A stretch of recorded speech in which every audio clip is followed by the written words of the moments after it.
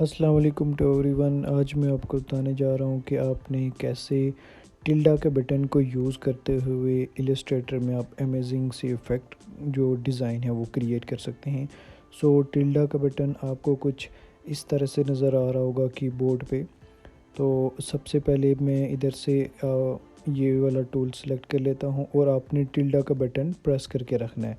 Press करके just simply अपने mouse से उसे ड्रैग करना है। तो ये देखें कितना अमेजिंग से इफ़ेक्ट बन गया है।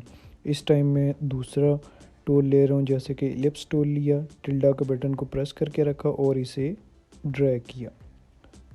ये इस तरह की कुछ शेप आप इजीली इसके साथ क्रिएट कर सकते हैं। इस बार मैं एक और टूल लेके तो उसके ज़रिए आपको क्रिएट करके बता रहा हूँ। जैसे कि मैंने स्टार टूल लिया और टिल्डा के बटन को प्रेस करके आप ये देखें कितना अमेजिंग सा इफ़ेक्ट जो वो इसने क्रिएट कर दिया।